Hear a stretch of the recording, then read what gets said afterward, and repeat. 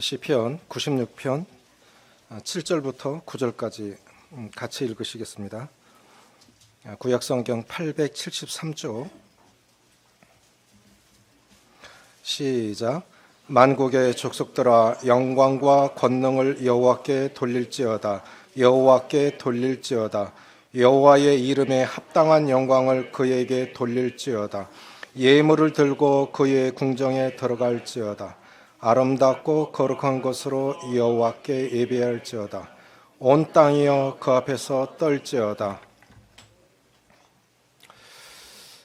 계급 사이에 사는 사람들이 느끼는 계급과 평등 사이에서 사는 사람들이 느끼는 계급은 다릅니다. 우리가 사랑에 관한 것도 자녀들이 부모의 사랑을 받다가 성인이 되어서 그 자녀가 결혼을 해서 아기를 낳고 난 후에 자기 자식을 키워가면서 느끼는 부모에 대한 사랑은 차이가 있죠. 하나님에 대한 감격도 그렇게 차이가 있다고 그렇게 생각이 되어집니다. 예배를 뭐라고 생각하십니까? 일반 교회에서는 모든 것을 예배라고 합니다. 물론 우리는 지금 드리는 말씀은 만찬 예배를 포함한 포괄적인 예배를 의미합니다. 그런데 우리가 예배하면 주로 우리가 생각하는 건 만찬 예배. 그래서 교회를 소개하는 것도 주일 만찬 예배, 그리고 수요 집회, 금요 집회 이렇게 사용하지 않습니까? 그런 좀 포괄적인 의미에서 예배가 무엇인가를 말씀드리고자 합니다.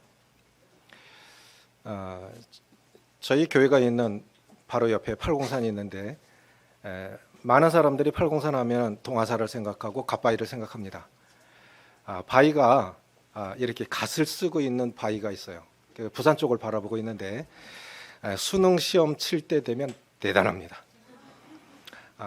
아기 못 낳는 사람부터 시작해가지고 뭐 시집장가 가게 해달라고, 내 자식 좋은 데 가게 해달라고, 그래서 굉장히 넓게 해놨는데도 어느 사람들이 많이 모이니까 부채 보고 절하는 게 아니고 앞에 사람 궁둥이 보고 절하는, 굉장히 우리나라 이 사찰 수입 1위가 동화사입니다. 그렇게 돈이 많이 들어와요.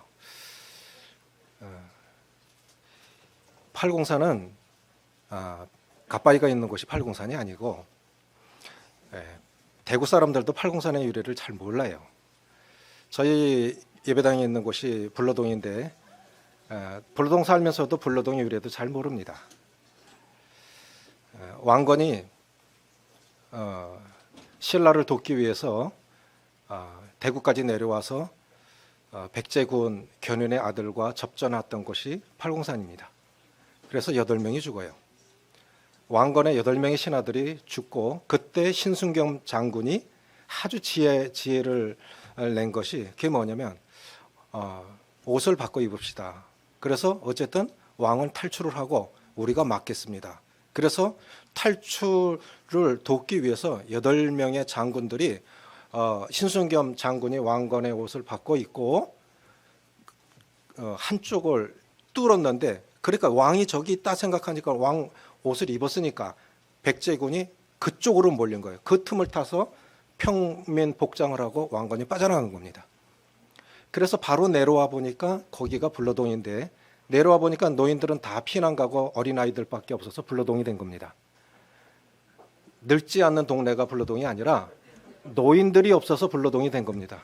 그래서 조금 더 내려와다 보니까 달이 이렇게 달이 환하게 떠 있어서 길을 안내해줘서 반야월이 됐습니다. 조금 더 가니까 이제 안심이다. 그래서 안심이 된 겁니다. 근데 이 유래를 몰라요. 제가 우리 성도들한테도 쭉 얘기하면 재밌다고 그러지 잘 몰라요. 그럼 우리 성도들은 예배를 얼마나 합니까? 예배를 어떻게 이해하십니까? 우리는 아는 것만큼 숨길 수밖에 없고 아는 것만큼 경험할 수밖에 없습니다.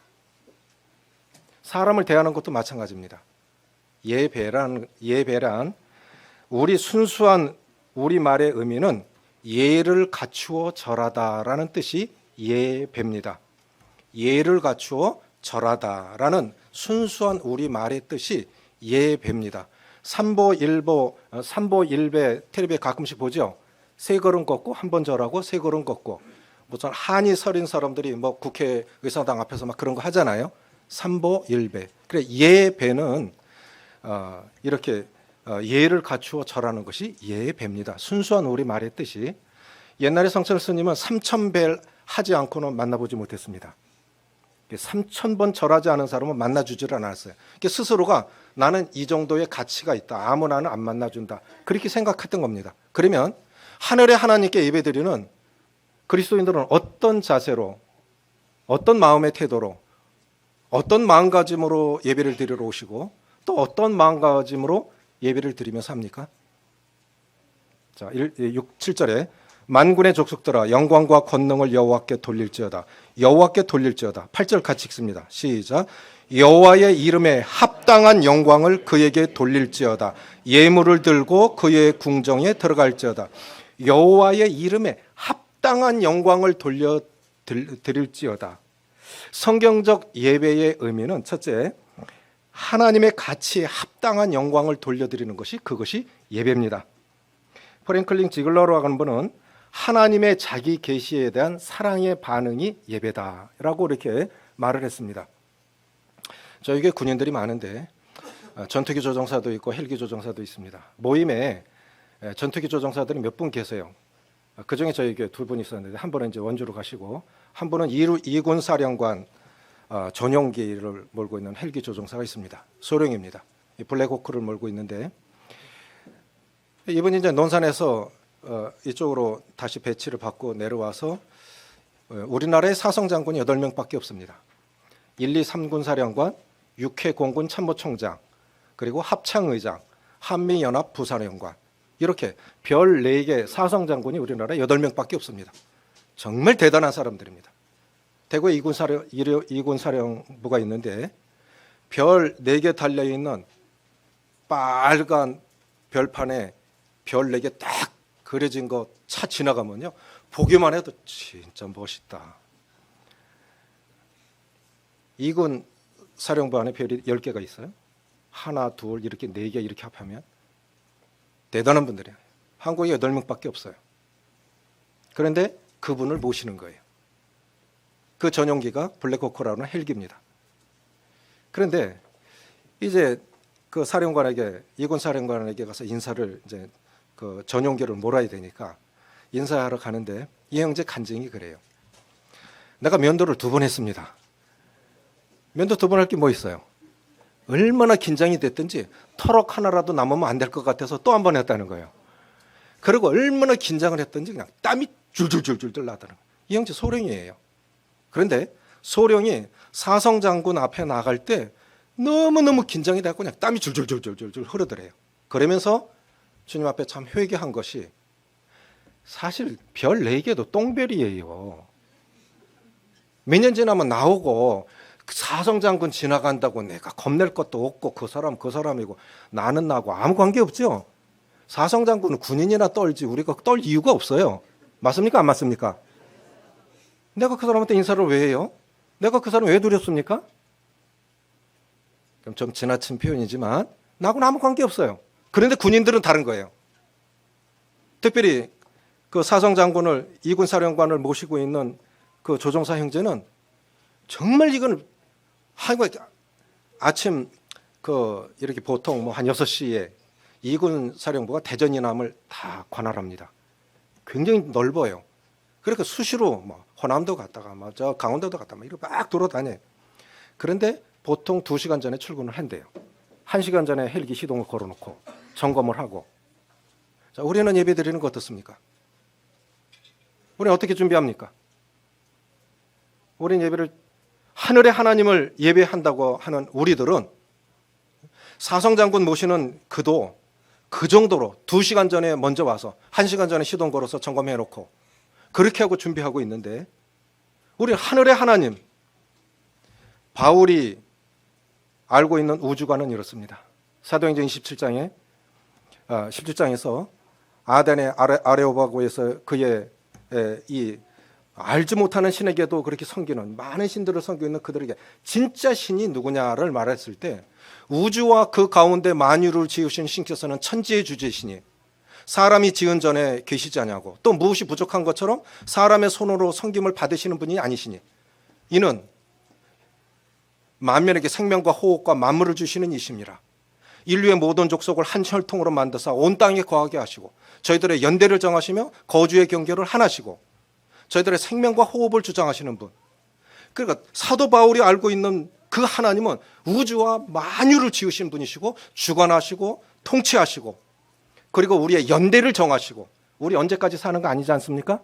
우리의 인생의 연대를 정하시고, 뭐 우리가 아침에는 한국에 살다가 저녁에는 미국 가고 그런 사람들 아니죠. 그냥 한정된 곳에 살다가 가는 거예요. 그리고 와라 그럼 가는 사람들 아닙니까? 바울이 알고 있는 하나님은 이런 하나님이셨죠. 그러니까 그 하나님을 섬겨야, 그 하나님, 하늘의 하나님, 유일하신 하나님 그만 섬겨야 된다. 이분이 참신이시다라는 거죠. 그런 사성 장군의 그 예우의 그 위치에 합당한 예의를 지키는 것이, 그것이 밑에 부하들이라면, 우리는 이 하늘의 하나님께 예배를 드리는 우리들의 마음의 자세는 어떠해야 되겠냐. 예배가 뭐냐? 첫째, 가치 있는 분께 그 가치에 합당한 영광을 돌려드리는 것이, 그것이 예배라고 하는 것입니다. 두 번째 뭐냐면 몸을 굽혀 절하는 것입니다. 우리 순수한 예배에 우리 말의 의미하고 어울리는 것 같습니다. 모르드게가 하만에게 절하지 않지요. 그래서 유다 민족 전체가 전멸당할 그런 위기를 초래하지 않습니까? 그런데 왜 하만이 모든 사람에게 절하라 했을 때 모르드게는 절하지 않았을까요? 학자들은 이렇게 말합니다. 하만이 요구한 것이 단순한 인사가 아니라 신께 대한 경배 수준의 절을 요구했다는 것입니다. 하만이 요구한 것. 그러니까 사람은 그래요. 사람은 높아지면 신의 위치에 올라가려고 그래요. 그것이 황제입니다. 그래서 로마 시대의 사람들, 로마 시대의 공무원들은 황제가 신이십니다. 그러면 그 인사를 받는 사람은 맞습니다. 황제가 신이시지요. 그런데 그리스도인들은 그렇게 답례를 못하는 거예요. 아니요, 예수 그리스도가 주이십니다. 그래서 죽은 거예요. 그래서 죽은 거예요. 주라고 하는 그 헬라어는 퀴리오스라고 하는 말인데 그것이 황제라는 뜻입니다. 그러니까 똑같은 그것이 그 황제에게서 나온 단어예요, 주가. 그런데 예수 그리스도 외에 이 땅에 주가 없으니까 그 말에 동의할 수 없는 것입니다. 그래서 모르드게는 하나님께만 경배해야 할 것을 사람에게 돌릴 수 없기 때문에 절을 안 한 거예요. 그런데 보십시오. 오늘날 우리 그리스도인들이 선앙당에 가서 절하는 사람들은 없습니다.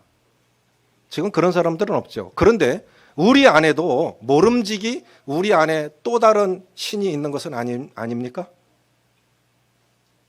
70, 80 먹었는데도 500만 원짜리 기계를 사서 몸을 따뜻하게 하고 그 사람에게 신은 무엇이겠어요? 건강이죠. 또 때로는 하나님이 차지하셔야 할 자리에 자녀들이 있지는 않습니까? 재물은 어떻습니까? 100%는 아닐지라도 우리 자신들을 돌이켜보면 하나님이 차지하셔야 할 그 자리에 다른 것들이 있지는 않나, 이렇게 생각을 해볼 수도 있습니다. 다양한 경배 형식이 있습니다. 야곱은 서원을 했고, 그래서 예배 드릴 때 예배의 최종적인 결과는 헌신의 결단이 이루어져야 된다. 어제 말씀드렸죠. 야곱은 그 경배의 형식으로 서원을 했습니다. 여호수아는 기념비를 세웠고 다윗은 언약궤 앞에서 춤을 추었습니다. 최문수 형님의 이 남아공 스코틀랜드 출신과 아일랜드 출신 분들이 이제 남아공 모임을 세운 것 같아요. 한 250여 개 모임이 있는 것 같은데 거기는 자매님들이 아직도 화장을 안 한답니다. 어제 놀랐어요. 물론 기린노교회도 반주를 안 하는데, 그런데 이분들이 오픈 모임에 가면은 그대로 같이 한대요. 그런데 우리는 받아들이지 않는다. 굉장히 그들이 분별하고 있는 건 끝까지 이렇게 가지고 가는 것이죠. 그렇다고 해서 또 아프리카 사람들은 안 그렇잖아요. 아프리카 사람들은 굉장히 흥이 있는 사람들 아닙니까? 그럼 그런 예배는 잘못된 것입니까? 그렇지 않아요. 그건 지역교회 장로들이 분별하는 것입니다. 저희는 성가대도 있습니다. 우리도 처음에는 아무것도 안 했죠. 그래, 주님 여기서 이 예배를 그대로 받으신 거고, 우리 예배는 우리 예배를 그대로 받으신 것이고, 호주 제로 형님들의 예배 드리는 이야기를 듣는데, 제가 CTI에 있을 때 들었는데 이런 말씀을 하시더라고요. 이렇게 예배를 드리는데 교독으로 할 때가 있다는 거예요. 반 짝 갈라서 이쪽에서 한 절 읽고 이쪽에서 한 절 읽고 이렇게 화답을 해가면서 하나님을 찬양한답니다. 예배 시간에.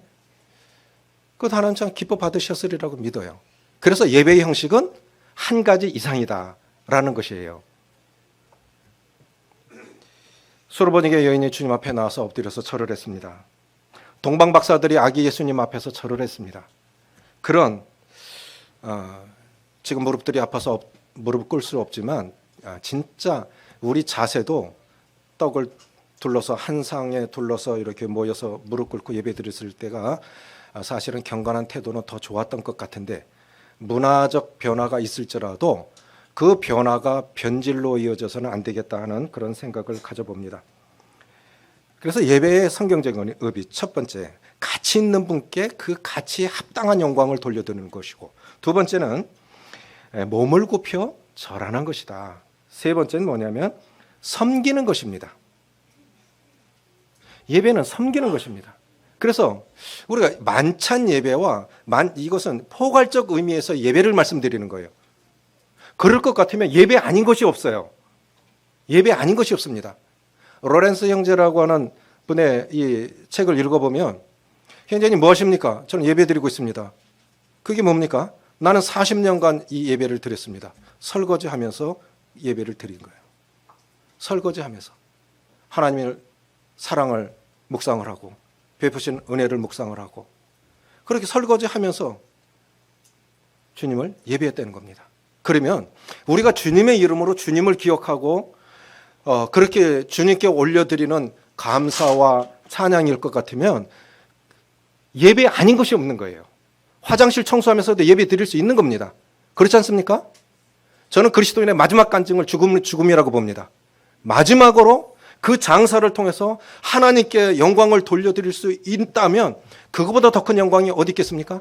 그의 마지막 죽음이, 조지 밀러가 죽었을 때 런던 시내의 경적이 그치고 영국의 국기가 조기로 내려왔다 하지요. 여왕이 죽었을 때는 내려오는 거예요. 그런데 한 평범한 그리스도인이 죽었을 때 영국의 국기가 조기로 내려오고 런던 시내에 경적이 그쳤다는 거예요. 그리고 그 장례를 보는 사람들이 뭘 말했겠습니까? 조지 밀러의 하나님을 경배하지 않았겠습니까? 그러면 이 예배가 아닌 것이 없는 거예요. 그래서 모든 것을 섬길 때, 가족을 섬기거나 무엇을 할 때 이렇게 주님 앞에 드려지는 섬김으로 한다면 그건 다 예배입니다. 만찬 예배가 아닌 하나님을 향한 예배라고 믿습니다.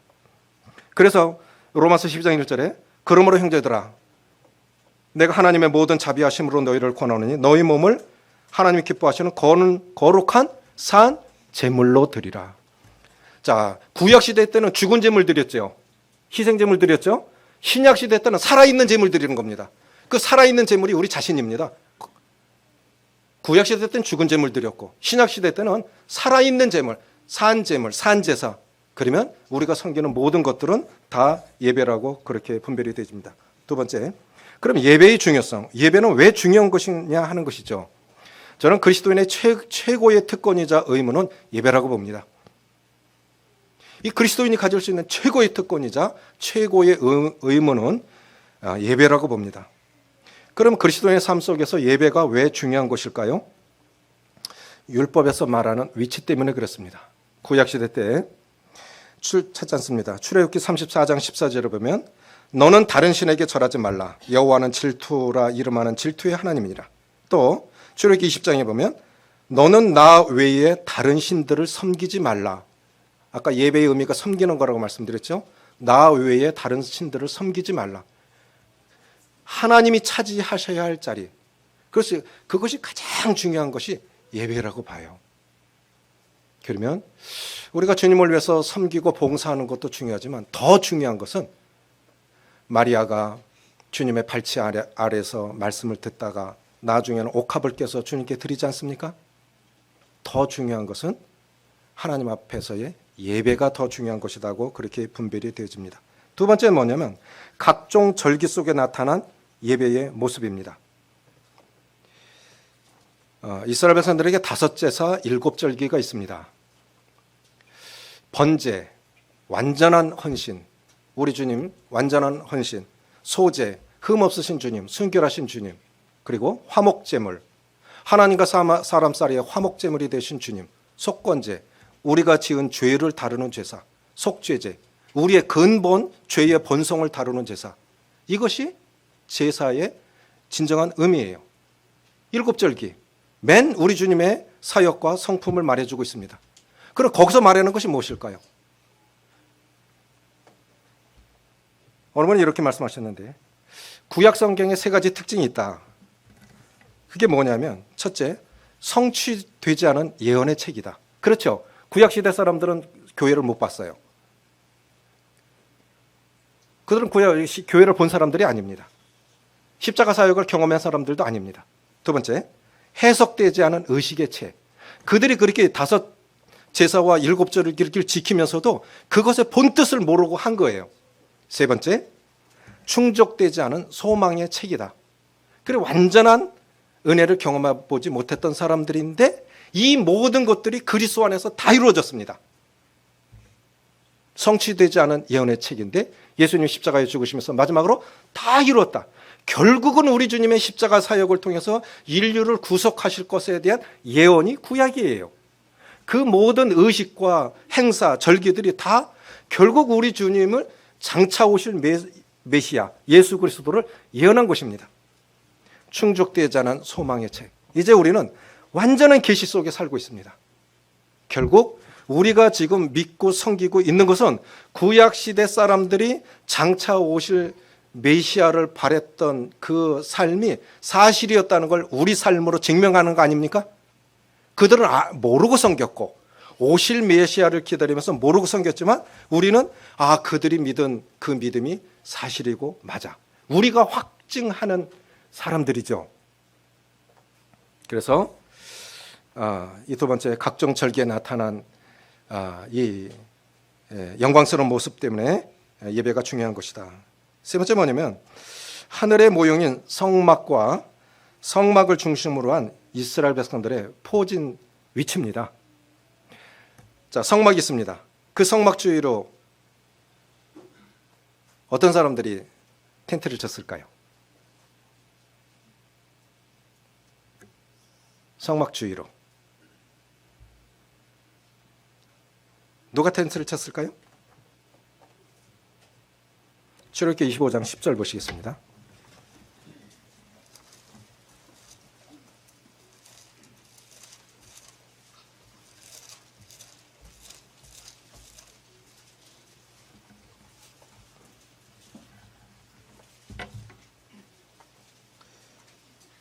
죄송합니다. 민수기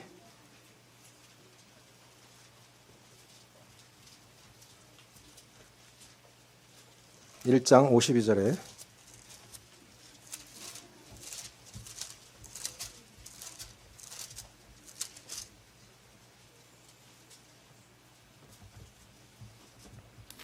(52절) (53절) 같이 읽습니다. 시작.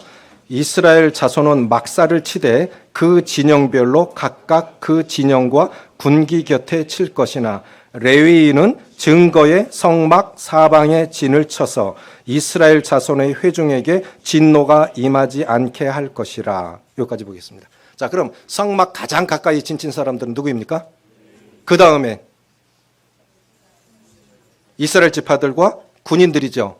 그러면 가장 한복판에 위치하고 있는 위치가 하나님의 임재입니다. 그리고 그들을 하나님의 성막 주변으로 레위인들. 그래서 우리 삶 가운데 가장 중요한 것은 예배예요. 그 섬김 속에 자, 이 레위인들이 하나님을 봉사하는 사람들 아닙니까? 그 다음에 군인들이 맨 바깥에 포진하고 있죠. 우리가 무엇을 하든 그래서 사도 바울은 고린도서 10장 31절에 먹든지 마시든지 무엇을 하든지 하나님의 영광을 위하여 하라.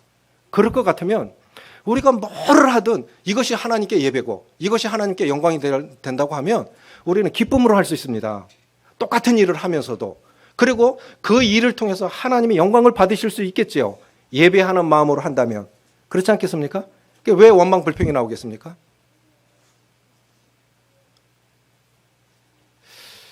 우리 좀 그런 자세가 좀 필요한 것 같아요. 미국에 존 메가더 목사님이 계신 그리스 커뮤니티 처치에 다녀온 우리 형제님들이 계세요. 그래서 참 놀라운 간증들을 하는데 거기 가면 이제 많은 사람들이 이제 이렇게 수양회를 하는데 각국별로 이제 미리 신청을 하면 그 나라별 출신 분들이 우리 같으면 그 교포들이 며칠 동안 다 숙식 제공 다 합니다. 그런데 쉬는 시간에 구두를 닦아준대요, 사람들이.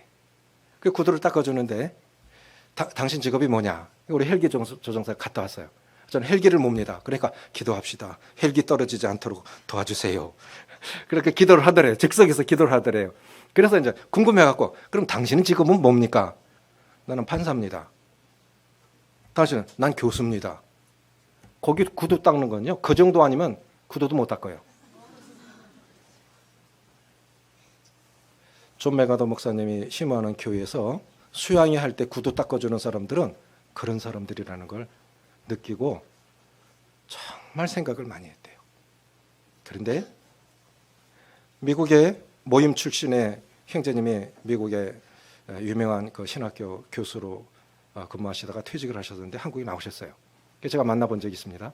그래서 잠시 교제를 나누는데 이런 말씀을 하세요. 형제님, 미국에는요 목사님들이 퇴임하고 나면 집사로 섬겨요. 나도 그렇게 섬기고 싶은데요. 근데 한국에는 절대로 그게 안 돼요. 안 돼요. 자, 우리가 정말 예배를 예배로 안다면 그건 그 직분에 있을 때 그 역할이지요. 그럼 내려오면 우리는 누구든지 똑같이 그렇게 섬기는 사람이어야 되지 않습니까? 그렇게 살아야 됩니다. 그 위치가 아니고 그 신분이 아니고 가장 중요한 것이 이 성막을 중심으로 레위인 그 다음에 군인들이 포진했던 것처럼 내가 무엇을 하는 가 그 시기에 그 역할이고 가장 중요한 건 내 삶 속에서는 예배야. 이렇게 생각한다면 그 사역자로 섬기든 사역을 안 하든 상관이 없는 겁니다. 그렇죠? 그럼 우리는 모두 다 일꾼들이 될 수가 있는 것입니다. 네 번째는 뭐냐면 모세가 전해주는 예배의 중요성 때문입니다. 이런 내용들은 주님 나라 가신 정병헌 형님이 이렇게 번역해 주신 알프레드 깁스의 예배라는 책에 자세히 나와요. 참조하시면 좋지만 그건 이제 지금 안 나오겠지만 복사는 할 수 있겠죠. 모세 이름의 뜻이 뭐죠? 어디서 건졌다고요? 물에서 건졌죠? 자, 보십시오. 모세는 버려진 사람이었습니다. 우리도 죄악의 강물에 버려졌던 사람입니다. 그렇죠? 그런데 모세는 버려진 사람이었는데 또 모세는 건져진 자지요. 우리도 죄악에 던져졌던 자인데 우리가 이제 건져진 자입니다. 그런데 모세는 또 하나님이 돌보시는 인생이 됐습니다. 버려진 자, 건져진 자, 세 번째 하나님이 돌보시는 자. 오히려 어머니가 되려다가 자기 아들을 싹쓸 받고 돌보지 않습니까? 우리가 구원받았는데 이제 하나님이 우리를 돌보시는, 그래서 하나님의 보호, 하나님을 그렇게 찬양할 수 있고, 네 번째는 뭐냐면 하나님을 대면하는 인생이 됐습니다. 모세는 신명기에 보면 유일하게 하나님을 대면했던 자요. 우리가 예배드리는 건 하나님을 대면하는 것입니다. 지성소 가장 깊숙한 곳까지. 그래서 제사장들이 여호와께 성결이라는 것을 쓰고 또 지성소까지 들어갈 때는 손발을 깨끗이 씻고 1년에 1차 대속죄일에 피를 가지고 들어가서 그것이 제사장에게 문제가 생기면 거기서 죽어요. 그래서 이 에봇 맨 밑에 금방울 하나, 석류방울 하나, 딸랑딸랑 소리 안 나면 죽은 거예요. 그래서 방울을 달아놓은 겁니다. 그러면 우리가 거기서 뭘 발견할 수 있는 것입니까? 예배는 하나님이 거룩하시다고 하면 예배 드리는 사람도 거의 그 수준의 예배에 이 자격이 필요한 거 아니겠습니까? 그래서 생각 없이 예배 자리에 나오는 건 안 맞다. 그러고 이렇게 생각이 되어집니다. 또 모세는 하나님의 영광을 갈망했던 사람입니다. 그러면 우리가 예배 속에서 정말 우리가 추구해야 할 것은 하나님의 영광이 되어야 됩니다. 내 만족, 내 기쁨보다도 정말 이것을 통해서 하나님의 영광을 받으셔야 된다. 하나님을 갈망하는 인생. 그것이 모세가 우리에게 주는 예배의 교훈이라고 생각이 되집니다. 다윗이 전해주는 예배의 중요성은 무엇일까요? 내가 노래로 하나님의 이름을 찬송하며 감사함으로 하나님을 광대하시다 하리니 이것으로 소 곧 뿔이 있는 황소를 드림보다 여호와를 더욱 기쁘게 함이 될 것이라. 그런데 이스라엘의 노래 잘하는 자가 다윗은 노래를 참 잘했던 것 같습니다. 그런데 그가 한 것은 뭐냐면 우리가 굽혀 경배하며 우리를 지으신 여호와 앞에 무릎을 꿇자. 값진 희생을 드리는 것보다 마음에 드리는 제사를 하나님이 더 기쁘게 연락하신다는 거예요. 그럼 우리 때때로 이렇게 생각할 수 있습니다. 우리의 봉사가 예배를 대신하는 그런 경우를 일반 교회에서 주로 하는 것이 그래요. 봉사 위주로, 예배를 봉사 위주로 가는데 봉사도 필요하지만 더 중요한 건 그 마음을 받으시는 것 아니겠습니까? 우리의 생각도 거룩한 성소가 되어져야 됩니다. 그래야 하나님께 합당한 그러한 예배가 드려질 수 있다고 생각이 되어지고, 여섯 번째 뭐냐면 예배가 왜 중요한 것이냐, 주님이 가르쳐 주신 예배의 중요성 때문입니다. 요한복음 4장 23절에 아버지께서는 이렇게 예배하는 자들을 찾으시느니라. 그런데 구약 시대에는 예배 드리러 가는 자가 이 구약 성경에서는 예배하는 자가 여호와 하나님을 찾았습니다. 그런데 신약 시대는 거꾸로 누가 하나님을 찾습니까? 하나님이 찾으시는 대상은 예배하는 자예요. 구약 시대 때는 예배 드리는 자가 하나님을 찾았는데 신약 시대 때는 하나님께서 예배하는 자를 찾으시는 거예요. 그런데 우리는 너무 바쁩니다. 너무 바빠요. 그렇지 않습니까? 하나님이 정말 예배하는 자를 찾으시는데 하나님은 두 부류를 찾으신다고 믿습니다. 하나는 잃어버린 영혼들을 찾으시고요, 하나는 예배하는 자들을 찾습니다. 마지막으로 최종적인 구원의 목적이 하나님을 영화롭게 하는 것이기 때문입니다. 요한계시록 4장 1절 보시겠습니다.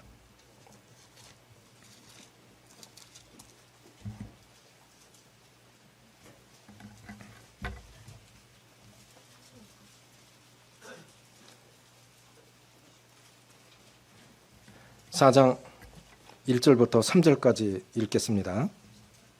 신약성경 402쪽 시작.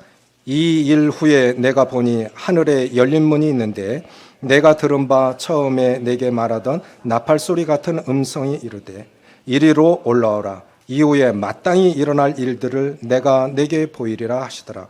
내가 곧 성령에 감동되었더니 보라, 하늘에 보좌를 베풀었고 그 보좌 위에 앉으신 이가 있는데 앉으신 이의 모양이 벽옥과 홍보석 같고 또 무지개가 있어 보좌에 둘렸는데 그 모양이 녹보석 같더라. 이리로 올라오라 해서 보여주신 것이 무엇입니까? 예배드리는 거였어요. 예배드리는 거예요. 이 땅에서 시작된 예배는 천상에 이르기까지 계속 될 것입니다. 그러면 이 땅에서 우리가 예배드리는 것 참 잘 배워야 되지 않겠습니까? 천상의 일상이 예배입니다. 내비게이터를 처음 시작하신 분은 모임의 행제님이세요. 그런데 그분과 동역하셨던 분이 저에게 오셨습니다. 평생 경북대학교에서 내비게이터는 대학선교회입니다. 빌리그램이 한국에 왔을 때 한국에 오는 조건을 붙였는데 개인 상담하는 것을 내비게이터 형제들이 해준다면 가마. 그래서 온 건데 내비게이터 복음이 분명해요. 그리고 모임의 형제님들이 시작을 했기 때문에 성경 해석도 똑같아요. 세대주의를 따르고요. 다만 그들이 교회 진리를 모를 뿐이지 굉장히 똑같은 것들이 많습니다. 그런데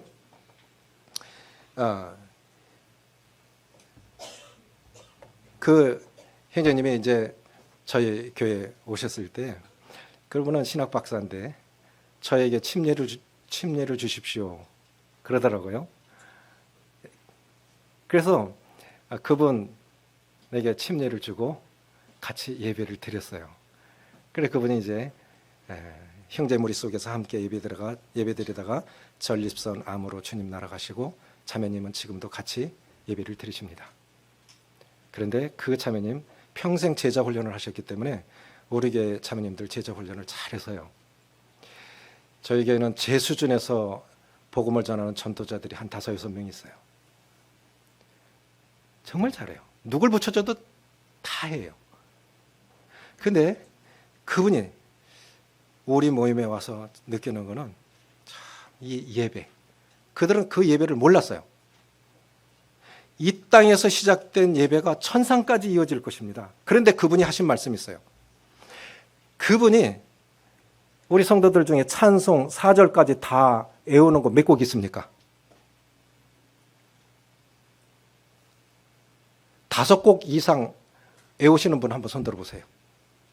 1절부터 4절까지 찬송 다 외우는 거 5곡 이상 있는 아시는 분 손 들어보세요.